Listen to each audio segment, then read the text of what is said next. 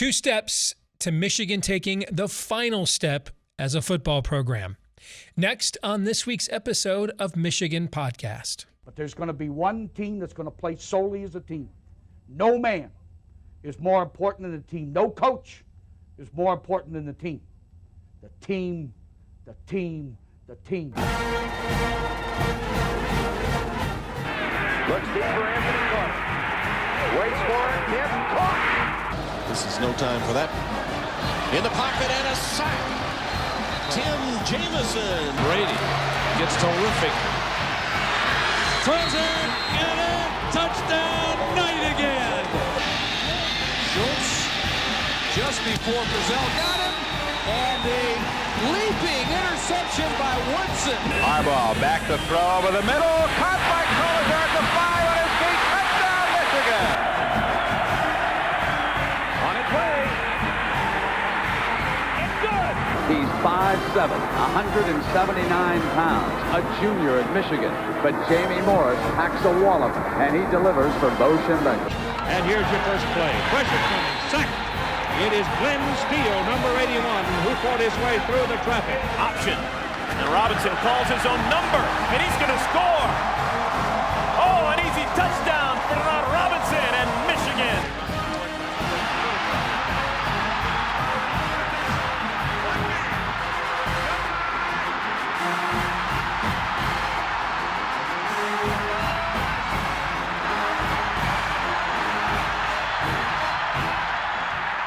We're going to win it. We're going to win the championship again because we're going to play as a team. And when we play as a team and the old season is over, you and I know it's going to be Michigan again. Michigan.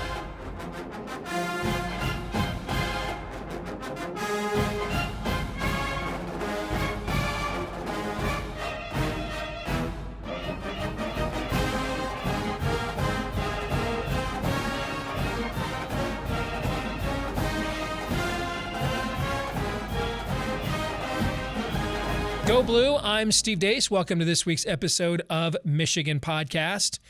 So this season, we saw the Wolverines do something we frankly didn't think we'd ever see under Jim Harbaugh, maybe ever again, because as I've chronicled before in recent episodes, I kind of lost my faith as a fan. But Michigan finally did it. The Wolverines did take the next step, that championship step, hence the shirt I'm wearing here this week. Hence Michigan finishing number 3 in the final AP poll, the Wolverines' highest ranking in the final AP poll since the national championship season of 1997. It's the first time this century that Michigan has finished in the top 5. The last time, Tom Brady's senior year, 1999. Michigan finished 5th. It's the 16th overall top 5 finish, though, for Michigan. So it's not like that's foreign territory around here. It just seemed to be forbidden territory around here over the last couple of decades. So Jim Harbaugh did it. And just to put this aside right now, who knows, maybe it'll be settled by the time you will watch this, but I do believe that Jimmy will be back coaching the Michigan football team next year, regardless of the current NFL speculation. So for the conversation we're about to have, we're just going to stipulate to that fact. Obviously, the calculus changes if Jimmy were to decide to move on. But Michigan did it. Finally, Harbaugh did it. Michigan took the next step as a program and went from unranked in the preseason to number 3 at the end of the season. So many accolades. We ran them all down recently on the program. It would take too long to do it again, but don't think I'm not tempted. But now the question remains, how do we take the final step? It's very clear. If you look at the fourth quarter that Georgia played against Alabama and the first quarter it played against Michigan, it's very clear that the Bulldogs are better and by an order of magnitude than any other team in college football this season. 19 5-star recruits and not a hole on the roster, provided Stetson Bennett at quarterback plays well. At least with Alabama, there's a couple of places where you're like, I'm not so sure they're great there. Corner, I'm not so sure they're great there. I mean, they're Alabama. They got really good players, but don't know that they're elite at corner. Don't know that it was an elite year on the offensive line at Alabama, Evan Neal aside. Georgia, though, you look at their roster, it really just came down to the quarterback, because everywhere else they looked pretty elite. And I think that will bear itself out here at the end of April when the NFL draft comes calling. But how far away is Michigan? What do the Wolverines have to do to take the final step as a program now and become not just a playoff contender, but a national champion to be? I think there are 2 steps Michigan has to take in order to take that final step. Let's start with number 1. Finally develop a first-round caliber NFL quarterback.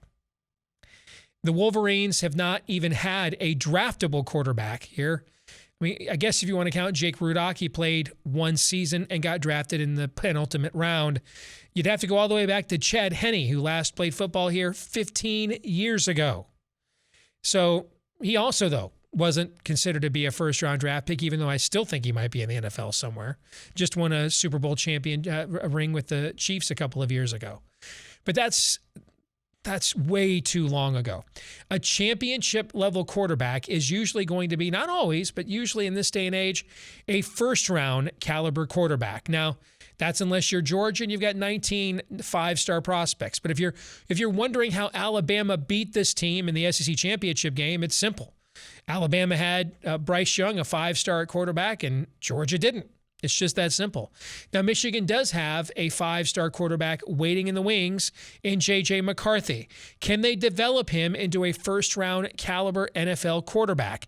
If so, that's the simplest way for Michigan to take that final step, because what we're going to discuss next comes with a little bit more complications. But can Jim Harbaugh, who still has not had a quarterback drafted, that he recruited at Michigan, can he develop a guy that's a first-round pick? If so, then that opens up the field. That gives you the explosive offense.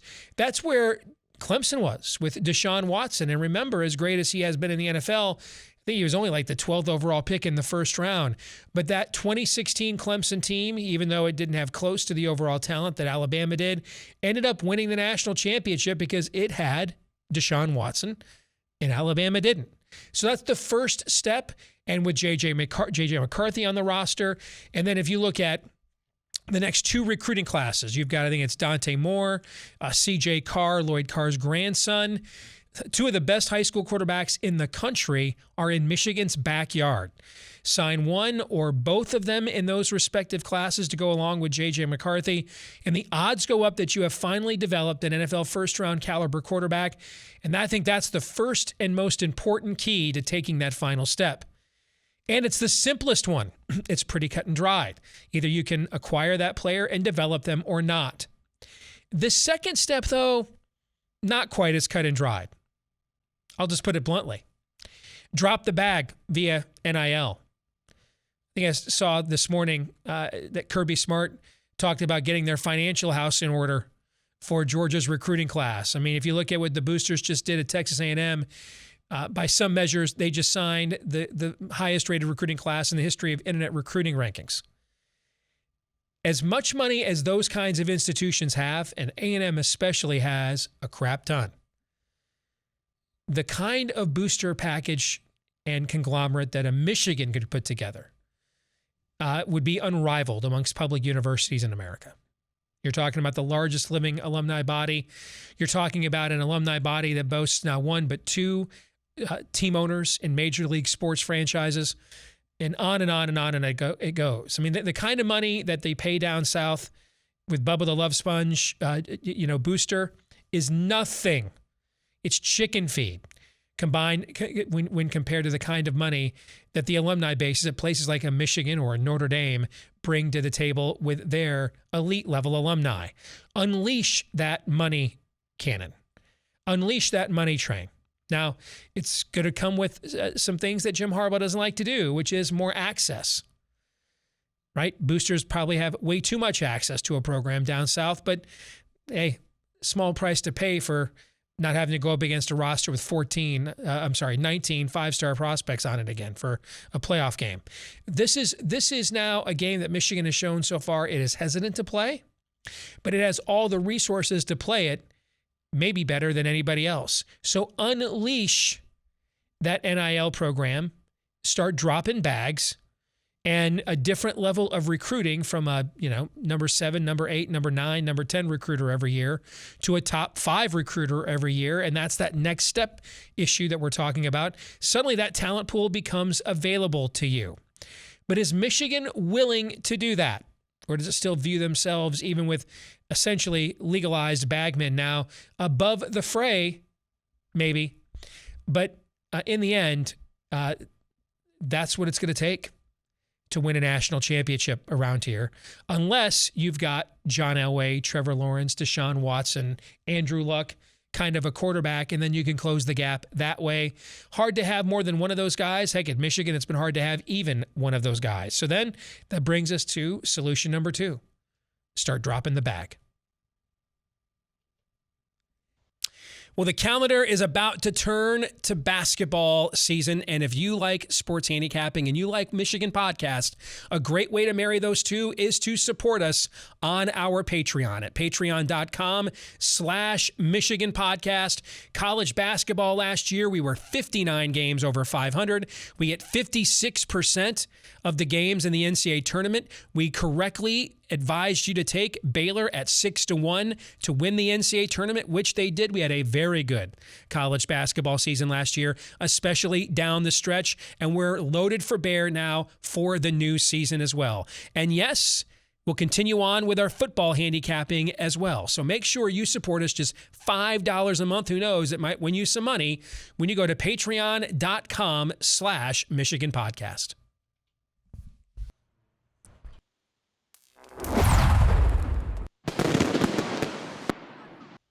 Time now for the 10-minute war, which means we welcome in perhaps the one and only, and maybe we found them, the one and only reasonable bucknut. He is good friend Mark Rogers, who himself has a fantastic channel here on YouTube. You can look at it, watch it, get informed by it. The voice of college football. Just look for Mark Rogers right here on YouTube. And Mark, good to have you back, brother. How are you? Doing well, Steve. Our college football season is in the books, and wow, we've got an SEC as the national champion. How about 4 teams that started the season unranked in the AP poll finished in the top 10? Something like half the poll started the season unranked and finished the season ranked. I think we learned that, with the exception of what happened at the very top with the teams that made the playoff, to completely just throw out whatever data sample we got out of that COVID year beyond those 4 teams. Your thoughts? Well, I would agree with that. And you've covered that ground and covered it very well in regards to that data not necessarily being as accurate as it has been in past years. But we've even seen this as a trend during the college football playoff era, where we've got a bead on the very top teams in the country, the elite 5 or 6. But then past that, for as predictable as that portion of college football is, the rest of college football is pretty unpredictable. I looked at preseason predictions versus the final rankings and standings in college football, and more so the standings than the rankings, and found that typically we've got anywhere from 18 to 24 teams in 3 consecutive years prior to the COVID year who either gained or lost 3 games in the standings from one year to the other in the Power 5. So that's a third of the Power 5. That's a lot of variance there for sure. So we started the show off with a theme this week, as we typically do, and that theme is, what does Michigan need to do to take the final step as a program? It took the next step this year. It went from pretty good to being a championship program, finishing number 3, highest finish for the program since the 1997 national championship. It's the first top 5 finish this century. They hadn't done it since Tom Brady's senior year in 1999 when they finished number 5. It's the 16th top 5 finish, though, in school history. So it's not like this is, something they're not used to accomplishing. It just looked like they weren't going to accomplish it anytime in the near future heading into this year because it had been so long. So they break that seal and they take the next step. And at the time we're recording this, we're assuming Jim Harbaugh will be back as Michigan coach, and I believe that he will be based on what I'm hearing, but we'll see. But let's just make that assumption for now. I think there are 2 things that Michigan needs to do in order to take the final step now and win a national championship. One of them is simple. The other is far more complicated. The simple step is to finally develop a first-round caliber quarterback. I mean, And that could essentially create a situation now where you imagine Oklahoma, but with like a top 20, 25 kind of a defense, where you've got the guy, whether that's J.J. McCarthy, whether that's guys that are coming up in the next 2 recruiting classes in Michigan's own backyard who are going to be big-time national recruits. A lot of people think Dante Moore is the second best quarterback in college and for the next class, other than Arch Manning. C.J. Carr, Lloyd Carr's kid, I think just was the top junior quarterback at the U.S. Army All-American game. So have one of those 3 guys, and I don't know that you can sign both Moore and Carr, but you're probably going to sign at least one of them. All right. So have one of those guys be that guy. All right. Because when you have a first round caliber quarterback, the margin for error that presides over the rest of the team, we saw it in the SEC championship game. All right. You saw last night that when those weapons were taken away and now Bryce Young can't chuck and duck his way past Stetson Bennett to win, everywhere else on the field, and eventually Georgia was the one that was the boa constrictor, they were the better football team on virtually every other position group on the field. So unless you can recruit at that level, and we're going to get to that in the next one, the current level you're recruiting at, it's a little bit like college basketball, where you can be a top 8 or 9 recruiter, but if you've got a great point guard, say Michigan State, they don't quite recruit at the Duke, Kentucky level, but they have a pretty good point guard most years. If you can do that at quarterback with your current recruiting base, then add a first-round caliber quarterback. That is one key to unlock that final step. Your thoughts on that first suggestion? Well, my first thought is that I've been mesmerized by how good you look in that Big Ten championship T-shirt. Steve, do you really think this program can elevate to national championship status, or should we just go with Bo Schembechler's adage that the Big Ten is everything and just win the Big Ten? Boy, because that climb from 8-4 fringe top 25 status to number 3 in the country is a monumental one and substantial one. But the next jump to win 2 playoff games against the likes of what we saw last night is monumental. So you hit on the most important position on the field, of course. And I think our best example over recent years during the college football playoff era would be the Clemson Tigers, who before they were able to recruit at the Alabama-Ohio State level. I used this example, the 2016 team with Deshaun Watson that beat Alabama. Yeah. Yes. So you've got a top 12 roster in the country. I believe their team talent ranking for one of those championship years was I think it was the first time they made it to the championship game, was only 13. And they had Deshaun Watson at quarterback. So that makes up a ton of ground against Jake Coker, who never, of course, played in the NFL, and an Alabama team that was just flat out better. So it's the most important position, and they've got a guy at head coach who certainly knows the position at the highest level. And whatever supplementary coaching development is required past that, that is the position to cure a lot of ills. So, for example, if Andrew Luck, the year that he's the number 1 overall pick in the NFL, if he's the quarterback on this Michigan football team, we still can't sit here and say for certain that they beat Georgia, but I think you and I can say for certain the game is not 34-11. It's far more interesting than that. Yeah, it's more interesting than that, and it probably is a better approach than going out like Kirby Smart does and winning it the hard way. You take your 5'8", 3-star walk-on and you get it done that way. Right. But of course they're loaded everywhere else. All right. Yeah, I just got to think that quarterback is the place to be, and maybe J.J. McCarthy's that guy. Again, I'm going to go back to something that I stated early in the 2021 season with Michigan football, that I thought the handling of the quarterback situation was, I'm not going to say brilliant. That's a bit of a stretch, but it was a smart way to approach it, to get JJ the reps against good teams in meaningful spots, but not compromise Cade's status as the team leader. So I think you and I agree that step's it's not easy, but it's a simple step. That one's pretty cut and dry. All right. And chances are, whether it's J.J. McCarthy or Dante Moore or C.J. Carr in ensuing classes, if you can't do it with one of those 3 guys, you're just not going to do it here. So that one seems pretty cut and dry. The second option is a little bit more complicated, particularly here north of the Mason-Dixon line. Just start dropping bags. I mean, you've openly got Kirby Smart on television this morning, openly thanking getting their financial house in order. I mean, everybody knows what Texas A&M just did with NIL. Their boosters put that arguably historically great class together for them.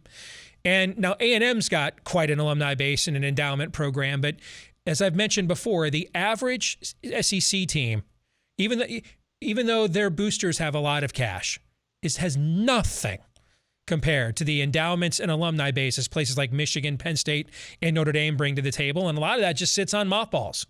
All right. So mobilize that. Just start dropping bags so that the next time you play Georgia, it's not 19 5-star prospects to your 4. Start leveling the playing field that way. That's the other option because it's completely legal now. So just start doing that. Now, administratively, Michigan still wants to largely pretend that it is 2005, and it's not. Okay. But that's the other option to get there, is to just start dropping bags. So going back to the Clemson example, Dabo Swinney says it all the time. He said that we looked around the country and said, do we truly want to be an elite football program? Do we want to be known as a football power? And we're going to have to do everything that it possibly takes and it's just not a football thing. It's just not a football program thing. Hire a great football coach, let him hire a staff. No, it has to start from the top and on down. And now that's been amplified by this NIL, that it goes well beyond the walls of the football building at any university to compete in this day and age. So in addition to just flat out money, and I don't know if Michigan's there. I don't know because of what you just stated, and you know the landscape so much better than I do, but I see mixed results in regards of what they showed us last season during the pandemic and where their football commitment was versus what they showed us during the offseason leading into the 21 season, where they seemed a little bit more committed to football, although that may have just been an adjustment of giving Jim Harbaugh an ultimatum, basically saying, step up and win or you're out. And that's not something that's not going to be done at other places. I don't know if they've shown us the football commitment that it requires to do this. So the money's one thing. So the money is a requirement, but I also think there's a level of creativity that's probably needed by forward-thinking type people who understand NIL, understand what's going on in this world just in general, the economic landscape of crypto and metaverse and NFTs and all of that. Get people like that involved. They can create ways to generate revenue and draw in student athletes that understand that language. I completely, wholeheartedly agree with that. And I think that'll be something to monitor moving forward. Final thing before we let you go, a little bit off the beaten path, but still in the same subject matter. The talks on expanding the college football playoff appear to be completely stalled. And here's what I think. I think our league is driving this. I think that when the SEC went out and got Oklahoma and Texas after the original format expansion was announced, that it seemed too cute and a power play by the SEC to essentially turn this thing into half of the teams every year from their league. And now they've just gone out and added 2 of the 10 winningest programs of all time in addition to the power league that they already have. And I think that particularly at the Big Ten, where you've got a major television partner in Fox, I think what's driving this is the stall, because I keep seeing sports writers say things like, don't these other leagues know they're just going to face 2 SEC teams every year? I don't think it's about that. I think this is about delaying the expansion until the monolithic control of SEC ESPN over the sport can be diluted, if not outright dethroned, by bringing in more television partners like Fox, Amazon, others. And so I think this is a stall tactic in order to get there, because they all agree they want expansion. And I just don't believe whether those half of those teams are automatic qualifiers or not, whether it would maybe change the outcome of 1 or 2 teams, the original proposal to what the Big Ten wants every year. And there's no guarantee that would even be a Big Ten team that would benefit from that. Okay. To me, what's driving this is the Big Ten has a great desire to dilute the power and control monolithically that SEC ESPN has over the sport, and they're trying to delay it until additional TV partners can bid on this. And I know this is an area where you have a little experience. You come out of that world. What do you think? Well, I think that the Big Ten is fighting an uphill battle. We all know that, and we're going to talk more of the recruiting aspect next week.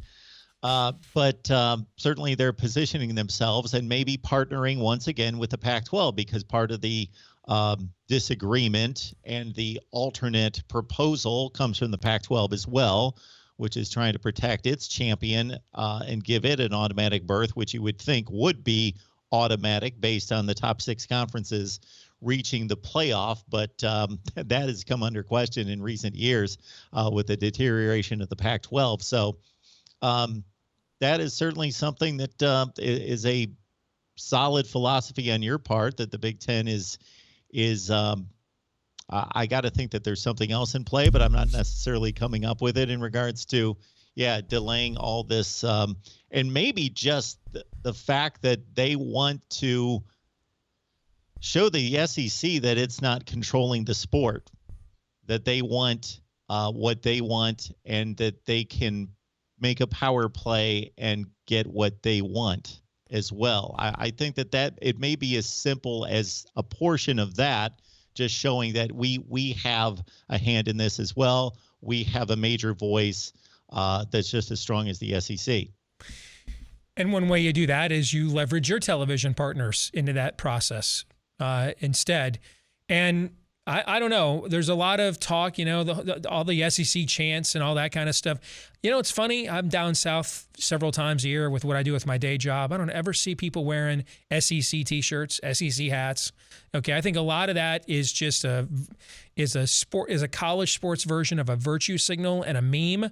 But we'll see how serious everybody is about that for the next 3 years when they've got 16 teams and all those big brands and only 2 of them are going to the playoff every year, and the rest of them are all playing a bunch of postseason games that most of their own players don't even care about.